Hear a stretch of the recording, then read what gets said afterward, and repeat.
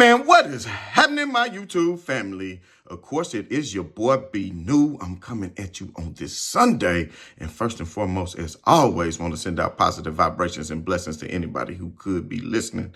Now, with all that being said, we all know that the Los Angeles Lakers are in action on yesterday, taking on none other than the Denver Nuggets on the road in Denver, might I add. And of course, as by now we all know, the Lakers took care of business. We knew that the Lakers going into this matchup, this was going to be a marquee matchup for several reasons, mainly being that the Lakers, of course, we all know what their struggle has been with that of the Denver Nuggets over the course of the past 2 or 3 seasons. Have not been very successful at all. And if I'm not mistaken, been 1-9 out of the last 10 games with the Denver Nuggets. We all know about the sweep, and we all know about the game that they did pull off on last year. Now, even though that series was very close as it went down the stretch, the Lakers just couldn't pull it off for various reasons. If you really want me to get into it, you can go back and watch my playoff breakdown of last year if you get the opportunity. But that's not what we're here to talk about, the past, unless we're just comparing and contrasting, which I do plan on doing, because the new look Lakers made mincemeat out of the Denver Nuggets. And I'm telling you right now, I am not one of those people to be quick to react and say, very reactionary, and say that this one game in the middle of February is something that means something. You can say it's a statement game, but if you look at it from not just the analytical way, but from a X's and O's standpoint, the Lakers were able to do a lot of things. And of course, Mike Malone is a smart coach, and I'm pretty sure he can go back and look at film, and the Denver Nuggets are a well-coached team. And if they do face them in the playoffs, they can counter-react to some of the things that the Lakers was doing. But I would be remiss if I did not say this.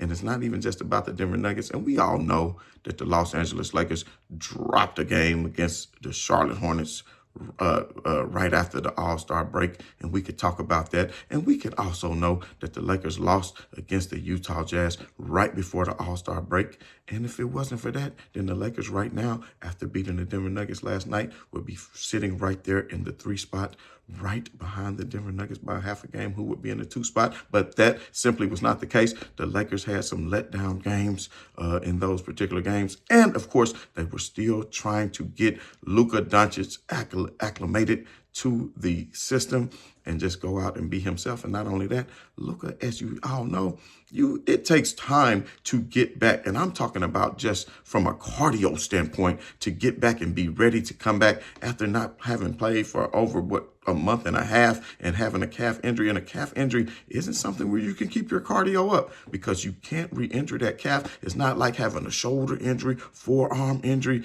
or anything to where, okay, maybe you can ride the bike. Maybe you can still get some cardio in. So it takes some time to get your legs back under you. And lo and behold, it was last night in the high altitudes of Denver, Colorado, is when Luka Dončić started feeling it. And he had a hell of a game. And a lot of people say that Luka Dončić led the Los Angeles Lakers to victory. And a lot of people saying, LeBron, move out the way. All the haters are saying, LeBron, move out the way, because Luka Dončić is now the steerer of this ship. If that is the case, then I'm sure LeBron is more than happy, because hey, and we could talk about this some more too, as far as, the Anthony Davis, Luka Dončić trade and everything else, because I know I've been absent here of late, had a lot going on that I've been having to deal with. But I promise you, as we get down to the last weeks of the season, I will continue to come at you more and more, and especially once the playoffs start. You better believe that. But looking at last night's game, you could say Luka Dončić had a hell of a game. And of course,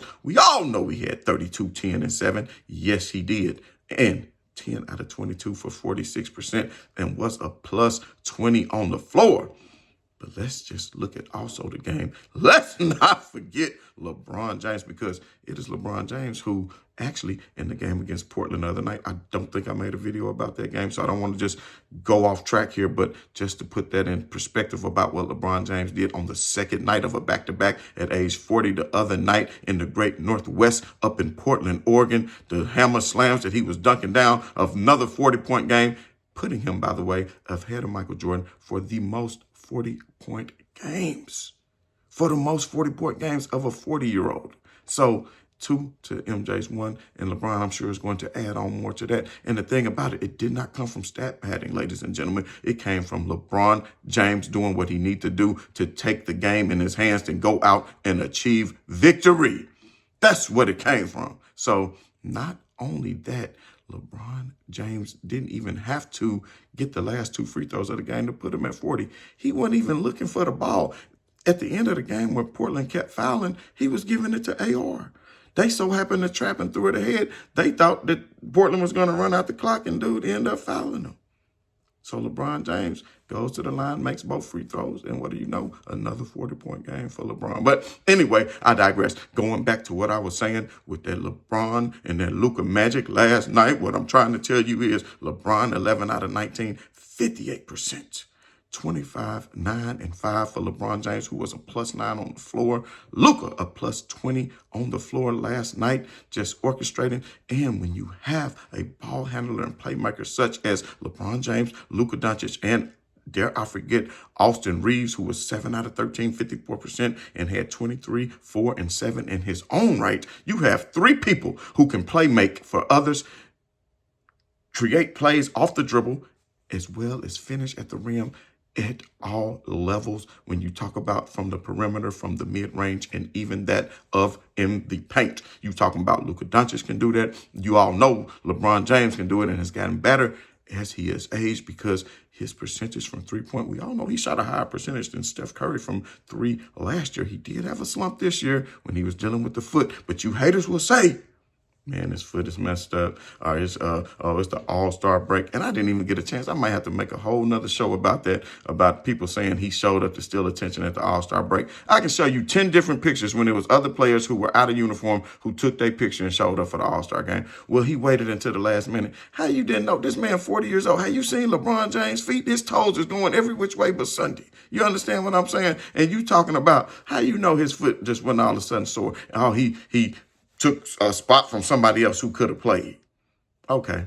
Well, if they should have played, then they would have made it the first go around. Nobody want a spot that was given up by somebody else. And it doesn't make sense because he still would have earned his All-Star selection. Even if he wouldn't have been able to play, he still goes down as an All-Star, people. Come on now. Talking about selfish.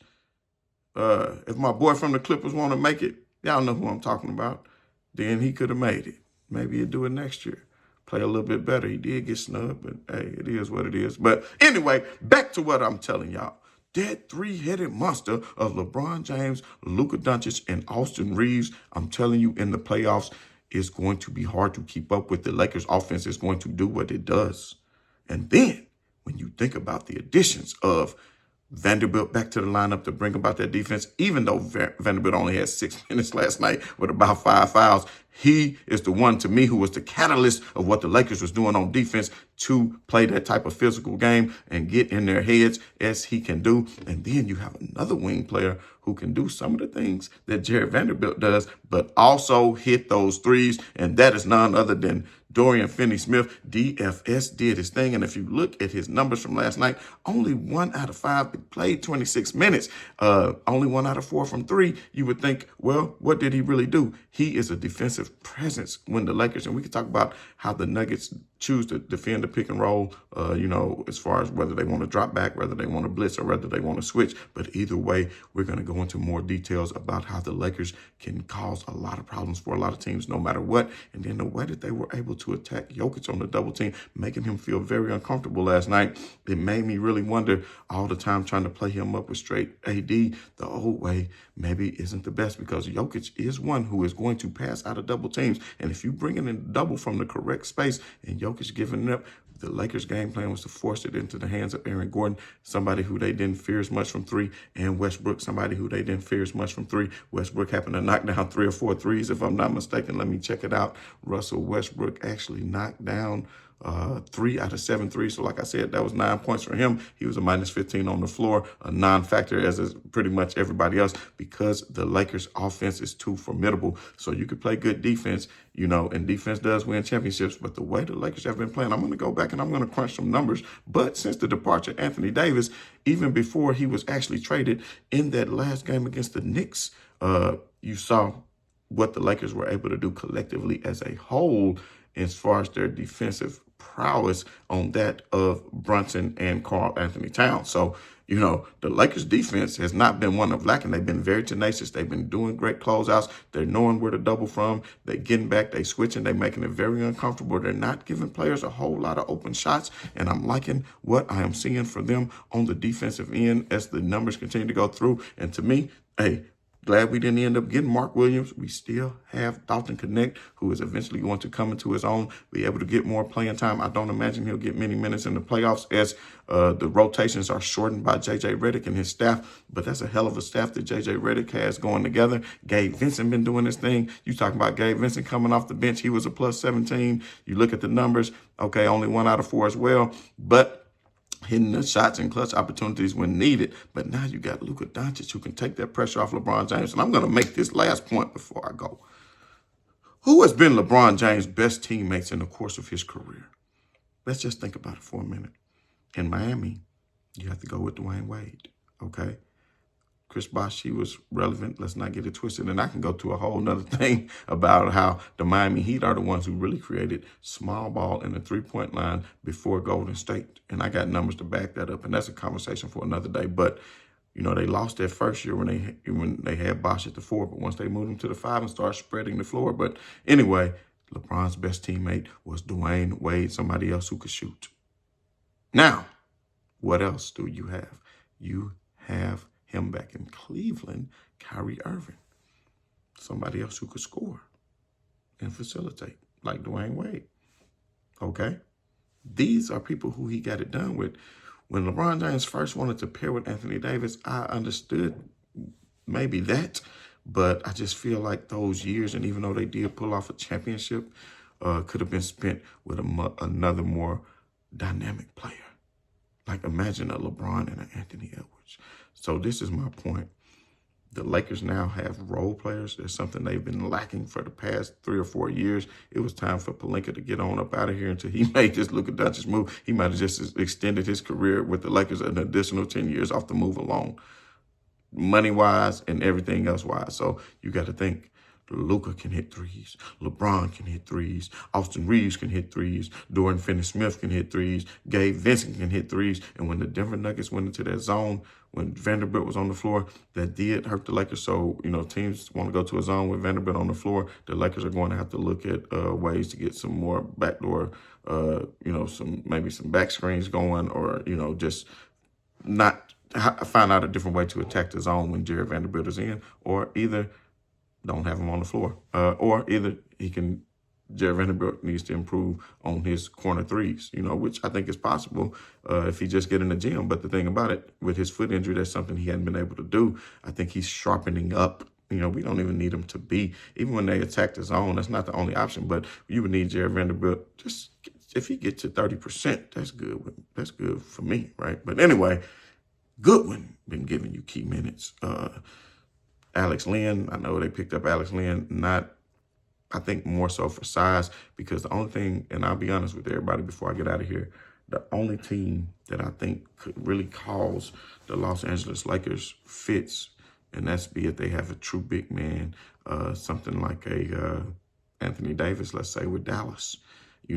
Somebody who they could just really drop on the pick and roll instead of blitzing the pick and roll and just hang around that rim, But the Lakers, with Luka, LeBron, and the spacing that they have, and Austin, the creation and shot making they have, they don't necessarily have to attack the rim. But that's a story for another day as we keep moving on. Got a whole lot to discuss as far as the rest of the season, where the Lakers are moving into.